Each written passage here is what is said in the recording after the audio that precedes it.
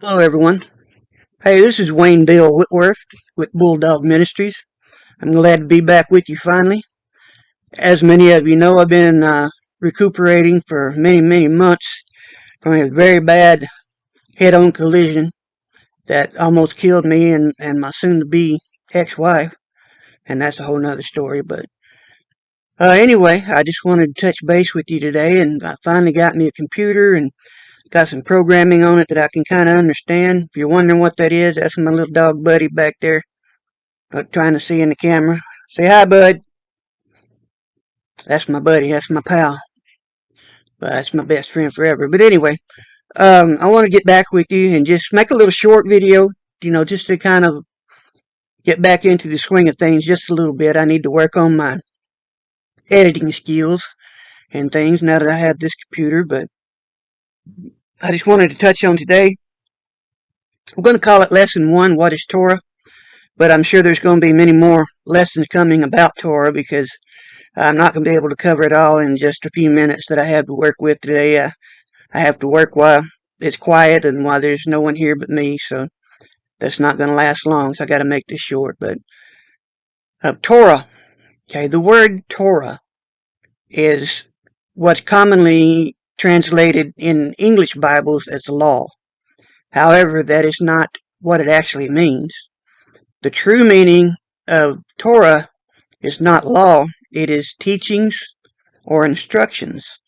And they are the instructions that was given through the prophet Moses from the Father on high, the Most High, for all human beings to live the best, the most wonderful, the healthiest, the most prosperous life that we can possibly live.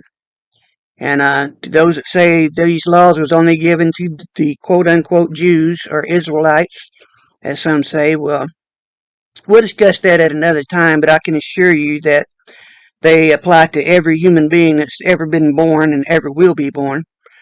But like I said, we'll cross that bridge at another day. But Torah means teachings or instructions, means teachings or instructions. And they are in the first 5 books of your Bible. It's not a separate book. Don't confuse it with the Quran. That's a Muslim thing that has nothing to do with Torah.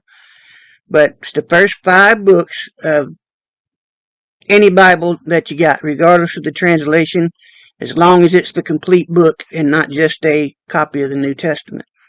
So the first 5 books that constitute the Torah is Genesis, Exodus, Leviticus, Numbers, and Deuteronomy.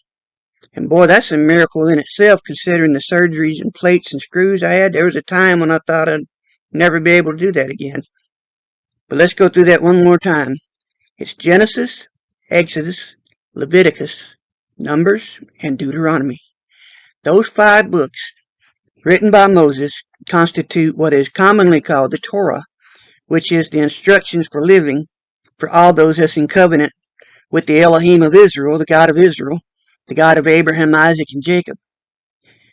And it tells you how to have the best life possible.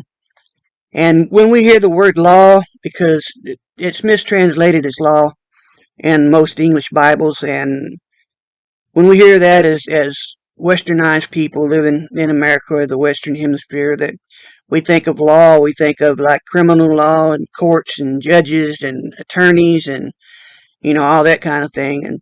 And that's not what it is. It's instructions from the Father on high, to his people, which are the covenant people of Israel, as it is.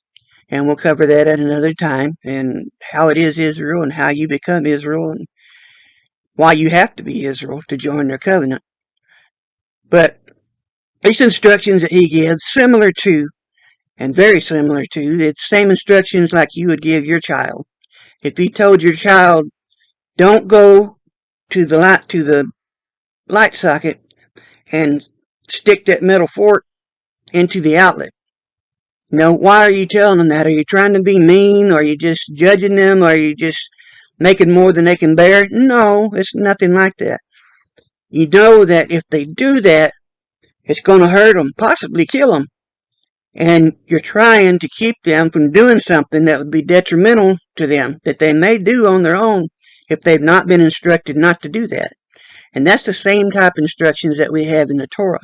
the Father tells us certain do's and certain don'ts. When he tells us those things, he's telling us for our own good. So keep that in mind.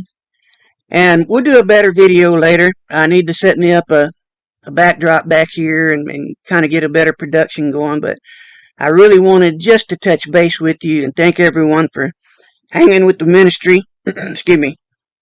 During all these months while I've been trying to make a recovery, and I'm so happy to be back, and the Father has blessed me with healing up, and I'm doing better, and still got a long ways to go, but I am doing a lot better. And I thank you for your prayers and for all the well wishes that I've received, and I just ask that you would stay with us. I am Wayne Dale Whitworth, aka Bulldog with Bulldog Ministries. And we'll be back with follow-up videos to this, but as I said, I just wanted a little short something to whet your appetite, let you know that I love you, that I'm back, and that we're going to be talking regularly, Yahweh willing. So I love you, thank you again, and you guys stay in the Word. Until next time, we'll see you then.